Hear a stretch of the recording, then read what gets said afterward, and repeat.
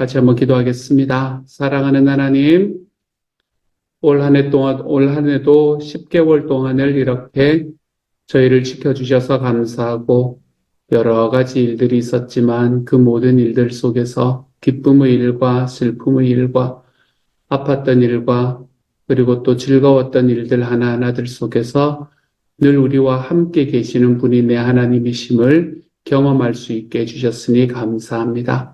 주님, 저희가 지난 10달을 이렇게 달려왔던 것처럼 하나님의 앞으로 남은 2달, 내 하나님 앞에 더욱더 수고하며 살아갈 수 있도록 주님 도와주시고 그 수고가 헛되지 않는 것을 주님이여 항상 바라보고 경험하며 살아갈 수 있는 하나님의 사람이 되게 하여 주옵소서. 사랑하는 주님, 주님께서 오늘의 예배 속에 주님의 말씀으로 함께 하여 주시고 갈라디아서의 마지막을 바라볼 때에 하나님이여 정말 믿음으로 얻는 복음, 믿음으로 얻는 구원, 하나님 이것이 우리의 삶에 정확하게 자리 잡힐 수 있도록 주여 도와주옵소서. 모든 말씀 예수님 이름으로 기도드립니다. 아멘. 오늘 하나님께서 주시는 말씀은 갈라디아서 6장 11절부터 18절까지의 말씀입니다. 갈라디아서 6장 11절부터 18절까지의 말씀. 우리 같은 목소리를 함께 읽도록 하지요. 갈라디아서 6장 11절부터 18절입니다. 시작. 내 손으로 너희에게 이렇게 큰 글자로 쓴 것을 보라. 무릇 육체의 모양을 내려 하는 자들이 억지로 너희에게 할례를 받게 함은 그들이 그리스도의 십자가로 말미암아 박해를 면하려 함뿐이라. 할례를 받은 그들이라도 스스로 율법은 지키지 아니하고 너희에게 할례를 받게 하려 하는 것은 그들이 너희의 육체로 자랑하려 함이라. 그러나 내게는 우리 주 예수 그리스도의 십자가 외에 결코 자랑할 것이 없으니 그리스도로 말미암아 세상이 나를 대하여 십자가에 못 박히고 내가 또한 세상을 대하여 그러하니라. 할례나 무할례가 아무것도 아니로되 오직 새로 지으심을 받는 것만이 중요하니라. 무릇 이 규례를 행하는 자에게와 하나님의 이스라엘에게 평강과 긍휼이 있을지어다. 이후로는 누구든지 나를 괴롭게 하지 말라. 내가 내 몸에 예수의 흔적을 지니고 있노라. 형제들아, 우리 주 예수 그리스도의 은혜가 너희 심령에 있을지어다. 아멘. 사도 바울은 자기 편지의 마지막에 이처럼 시그너처와 같은 그런 인사말을 쓰는 것을 우리는 여러 개의 책에서 볼 수 있게 됩니다. 처음에 처음에 시작할 때 인사말도 시그너처라면 이렇게 제일 마지막에 마치 맺은 말과 사인을 하는 그런 메시지도 사도 바울의 편지에는 굉장한 시그너처와 같은 그런 패턴이라고 볼 수 있습니다. 11절에서 내 손으로 이렇게 너희에게 큰 글자로 쓴 것을 보라. 사도 바울이 눈이 별로 좋지 않았던 건 맞는 것 같아요. 그렇죠? 큰 글자로 썼다라고 이야기하는 것은 아마 자기가 잘 보이지 않았기 때문에 아마 글자도 크게 쓰지 않았을까라고 생각을 해봅니다. 사도 바울이 자기 인생에서 하나님 앞에 간구했지만 하나님께서 허락하지 않으셨던 그 3번의 간구. 자기의 몸에 있는 가시가 떠나게 해달라라고 이야기했던 그 간구를 하나님께서 네 은혜가 너에게 족하다라고 이야기하고 네가 약한 데서 더욱 강하여지는 거다라고 이야기함으로 그 기도를 들어주지 않으셨잖아요. 그렇죠? 사도 바울의 입장에서 보면 들어주지 않으신 거잖아요. 사도 바울은 나중에 우리에게 만나서 다르게 이야기할지 모르지만 어쨌든 그러신 거거든요. 그렇지만 그렇기 때문에 그의 인생에는 아마 이 눈으로 인해서 여러 가지 힘들었던 과정들을 경험했을 겁니다. 그래서 오늘의 말씀도 이렇게 큰 글자로 썼다라고 이야기하는 것을 보게 되네요.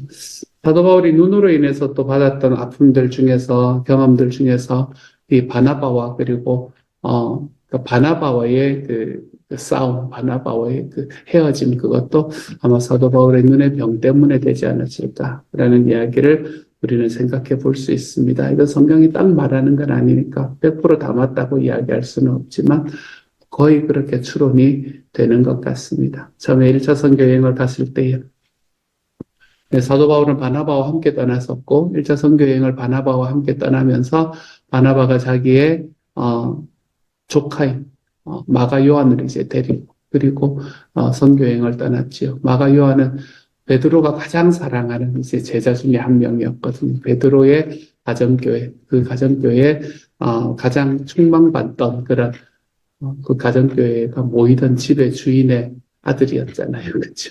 그래서 이제 같이 가게 되었습니다. 소위 마가의 다락방, 그 마가 요한이거든요. 그래서 그 사람을 데리고 가는데 이 마가 요한이 굉장히 이 도련님으로 자라서 그래서 그 모든 여정들을 다 감당하기를 힘들어합니다. 그래도 배 타고 다니는 것도 얼마나 힘들었겠어요. 그렇죠? 하지만 이제 특별히 산지로 들어가 가지고 오지로 이제 걸어가는 이 과정 속에서 마가 요한이 견딜 수가 없어서 도망가 버립니다. 아무 말도 없이 선교행에서 도망가 버리죠. 근데 이렇게 이제 오지로 들어갔던 이유가 대체로 무엇이었나 하면 사도 바울의 몸이 안 좋아졌기 때문에 그랬던 거예요. 사도 바울이 눈이 많이 힘들었던 것 같습니다. 그래서 평생 이건 사도 바울 자기에게는 올무와 같은 일이었던 것 같아요. 그래서 그걸 끝까지 안고 살아가던 사람. 그렇기 때문에 오늘의 말씀에도 큰 글자로 쓰는 것을 보게 됩니다. 눈이 많이 좋지 않지만 하나님의 사명을 향해서 온 힘을 다해서 걸어가는 사람들은 세상에서 참 많습니다. 자기가 갖고 있는 몸의 아픔을 가지고도 하나님의 사명을 향해서 걸어가는 사람들은 얼마나 많은지 모릅니다. 그 중에 대표적인 분이 아마 제 주변에서 보여지는 대표적인 분이 누구인가 하면 이수건 목사님의 아내이신 이은주 사모님이 아마 그렇지 않은가라고 생각합니다. 이은주 사모님은 이제는 눈이 거의 보이지 않는다라고 이야기를 하시니까요. 예전만 해도 이제 눈가에 좀 벌겋게 이렇게 들어오는 빛들은 보인다고 이야기를 하셨는데 이제는 뭐 거의 보이지 않으시는 것 같습니다. 거의 보이지 않는 눈을 가지고 사람이 선천적으로 어느 게 더 힘들지는 잘 모르겠는데 선천적으로 눈이 보이지 않게 태어나면 예전에 경험이 없기 때문에 그나마 좀 그게 그냥 익숙해지지 않을까요? 하지만 보이다가 보이지 않는다라고 이야기하는 거니까 어떤 절망을 사람에게 줄지 전 잘 모르겠거든요. 솔직히 제가 잘 경험이 안 됩니다. 잘 상상이 안 됩니다. 그런데 그런 상황들을 놓고도 그 교회에 있는 어떤 분보다도 가장 호탕하고 크게 웃으실 줄 아는 분, 그분이 윤주 사모님이시거든요. 하나님의 사명을 위해서 자기가 해야 될 것과 하지 않아야 될 것들을 정확하게 갈라줄 수 있는 분. 저는 윤주 사모님을 보면 참 마음이 참 많이 뜨겁습니다.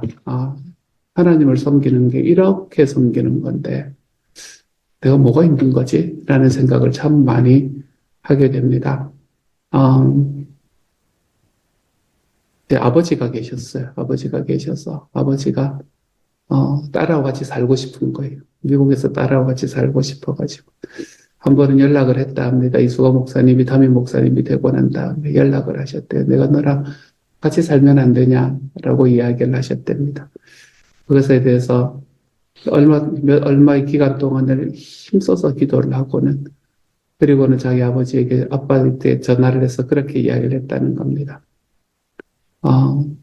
목사님은 하나님을 위해서 인생을 바친 사람이고 교회를 위해서 삶을 바친 사람이고 그리고 나는 아빠 알잖아.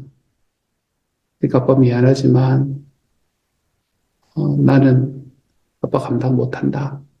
그리고 우리 목사님도 나한테 그렇게 하라고 나 이야기 못한다. 그리고 그 뒤에 했던 말이 뭐 어차피 안 보이시니까 그냥 아빠 천국에서 봐요. 이렇게 이야기를 했다는 거예요. 천국에서 봐요. 이 사명자가 걸어가는 길은 생각과는 좀 다른 것 같아요.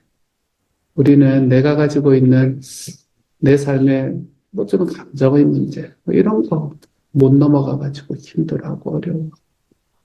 뭐 이러면서 살아가는 게 우리 삶인데 하나님의 사명을 딱 걸어가는 사람의 삶 이것이 어떻게 아름답게 열매를 맺을 수 있는가라는 걸 그냥 보여주는 그런 모습인 것 같아서 저는 참 이수가 목사님 들으시면 되게 죄송하지만 이수가 목사님보다 이렇게 보면 더 감동이 되는 분이 윤주 사모님이시거든요. 요즘에 또 목회자 컨퍼런스 하면 늘 오셔가지고 제일 앞에 앉으시고 참석하시면서 누구보다 크게 웃으십니다. 우리 목소리가 커요. 웃는 소리가 커요. 어디에 계시는지 다 압니다. 그렇게 와가지고 얼굴에 만면의 웃음을 띠시고 그리고 함께 하시고 계시는 모습들. 누군가가 이제 인도를 해야 이렇게 자리를 잡아갈 수 있잖아요. 그렇죠? 그러니까 이제 한 사람이 계속 할 수 없으니까는 이분이 다른 분한테 이제 이렇게 그거 하면 손을 잡아서 인도를 해드린다 그러면 꼭 소개를 합니다. 근데 목소리 듣고도 대충은 아세요. 이제는 목소리 듣고도 대충은 아시는데 소개를 합니다. 시원영락교회 목사 이기준입니다. 그러면 목사님 내가 알지 뭐 그러면서 좀 부탁해 이러면서 이렇게 가고 그런 일들을 눈으로 바라보면서 하나님의 사명자가 걸어가는 길이 어떤 건가라는 걸 다시 한번 깨닫게 됩니다. 사도 바울이 내 손으로 이렇게 너희에게 큰 글자로 쓴 것을 보라. 이야기를 보면서 바울이 평생 동안 걸어갔어야 되고 경험했어야 될 아픔들도 느껴지고 하지만 그 아픔들을 아픔으로 받아들이지 않고 하나님 앞에서 큰 기쁨으로 받아들이고 살아가는 사도 바울의 모습도 이은주 사모님을 생각하면 저에게 이미지로 그려지게 되는 것 같고 바울은 어쨌든 이가로 평생을 힘들어했던 사람이었습니다. 하지만 이 힘듦이 힘듦으로 다가오지 않았던 사람. 하나님 앞에 자기가 가지고 있는 육체적인 아픔에도 불구하고 사명자로 단단하게 서 있을 수 있었던 사람. 사랑하는 여러분, 저는 저와 여러분이 그런 삶을 살아갔으면 좋겠습니다. 다들 요즘에 많이 아프다 그러셔가지고 제가 마음이 좀 많이 아픕니다. 다들 아프시다 그러셔서 내 기도가 부족한 게지 이러고 있습니다. 우리가 다치는 것, 이런 것들을, 좀 다치시는 분들도 많고, 그래서 다치는 것, 이런 것들을 우리가 좀, 주의할 수 있는 거겠지만, 몸의 호르몬의 변화 때문에 일어나는 일들은 어떻게 하겠습니까? 나이가 들어가가지고 우리가, 겪는 어려움들은 어떻게 하겠습니까? 그렇죠? 하지만 그런 것들 하나하나들이, 하나님 앞에 사명자로 서는 데는 별 문제가 되지 않는다. 라는 것들도 또 기억이 되며 살아갔으면 좋겠습니다. 그거에 이렇게 모든 것들이 다 매몰되어서 내가 걸어가던 길이 완전히 달라지는 그런 길을 걷는 것이 아니고 하나님께서 우리에게 주신 그 사명의 길을 감당하는 데는 내가 갖고 있는 나의 현재의 변화가 그냥 변화일 뿐이다. 큰 글자로 쓰면서도 자기의 사역대로 온전히 감당했던 사도 바울을 우리가 다시 한번 떠올려 보면서 나에게 뭐가 중요한가? 나이가 건강이 내가 갖고 있는 삶의 상황이 내가 갖고 있는 이 소유들이 그 어떤 것들도 우리가 하나님의 사명을 감당하려 하면은 아무런 장애물도 되지 않는다. 우리가 이것을 좀 기억하며 살아가 볼 줄 아는 하나님의 사람이 되었으면 좋겠습니다.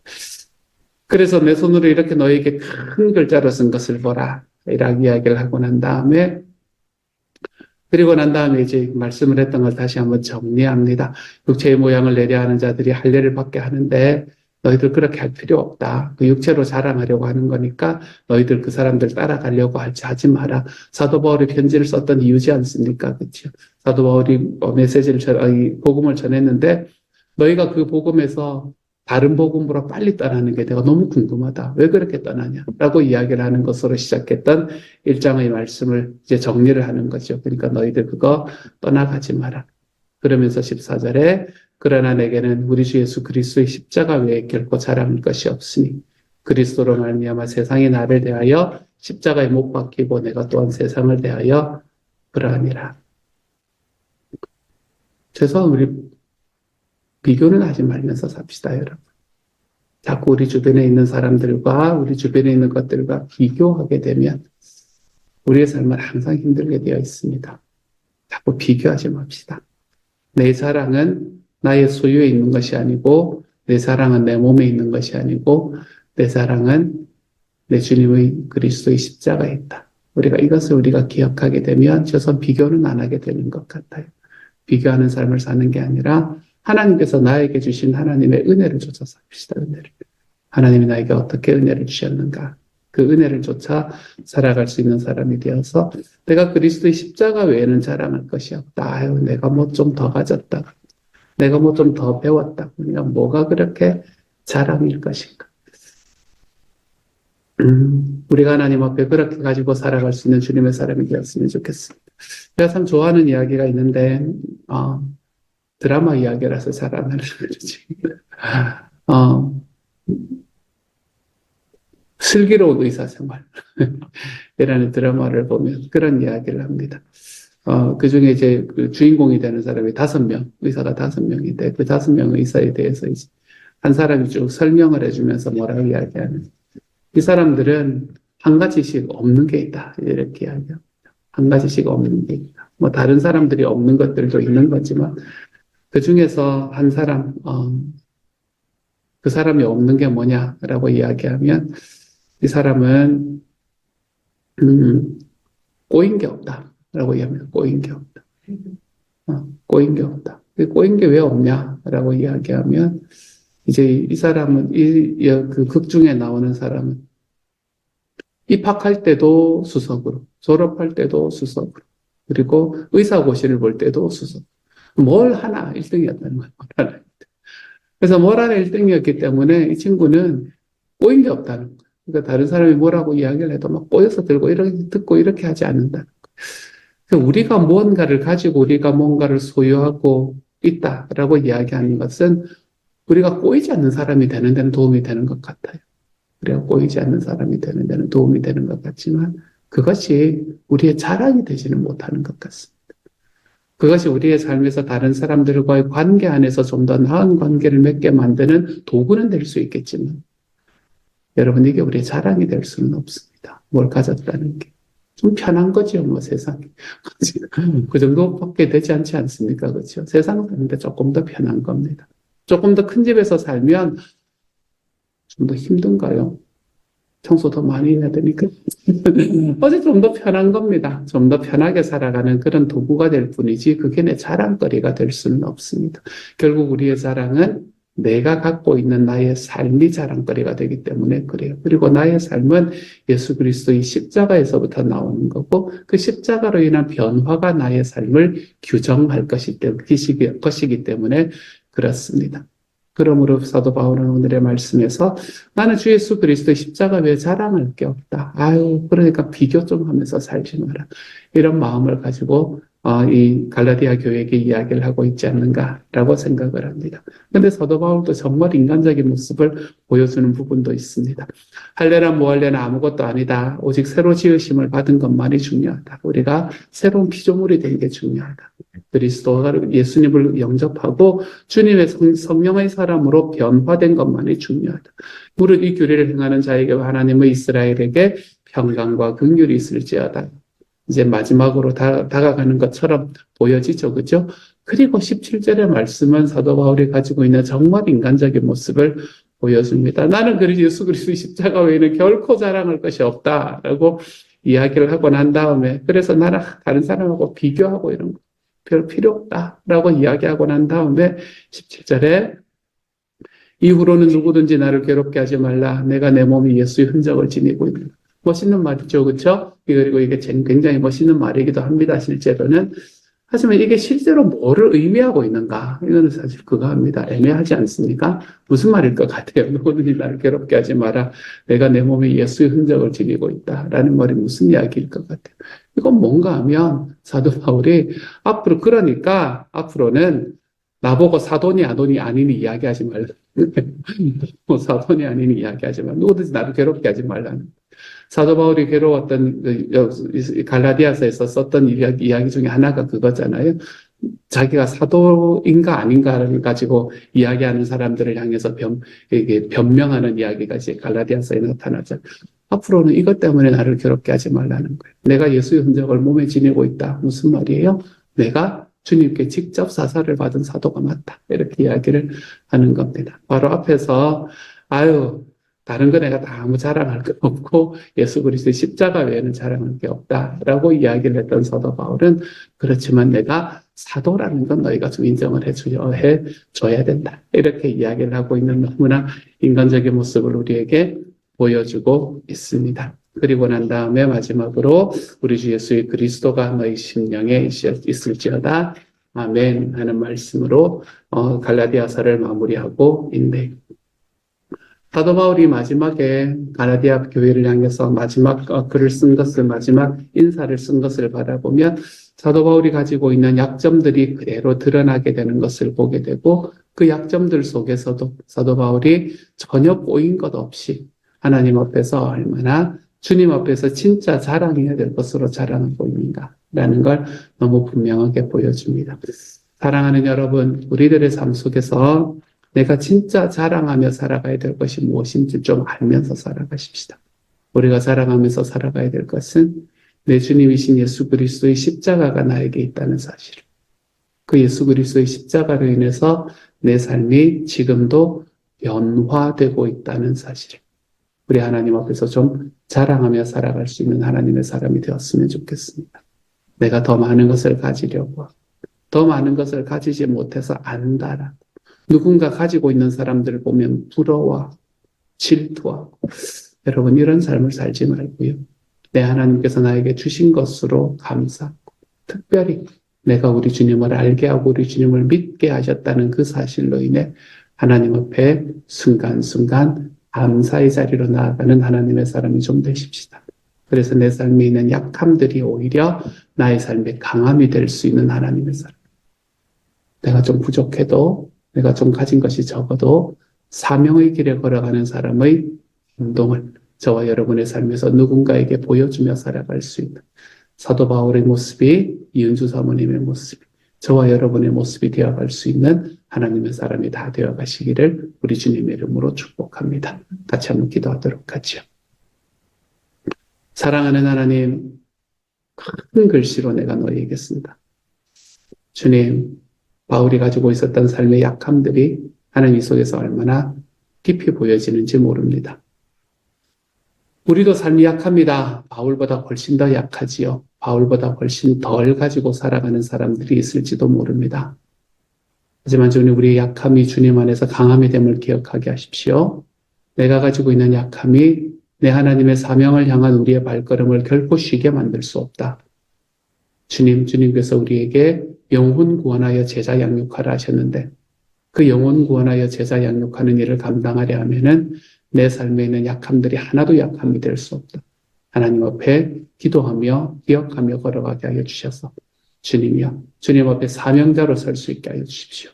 사명 앞에서 하나님 앞에 담대하게 서 있을 수 있는 주님의 사람이 되게 하여 주시고, 그 사명에 서 있기 때문에 삶의 모든 일들을 하나님 거기에 맞추며 살아갈 수 있는 하나님의 사람, 내가 사명자라는 사실이 하나님 앞에 자랑거리가 될 수 있는 하나님의 사람이 되게 하여 주옵소서. 감사를 드리며 모든 말씀 우리 주님 예수님 이름으로 기도드립니다. 아멘.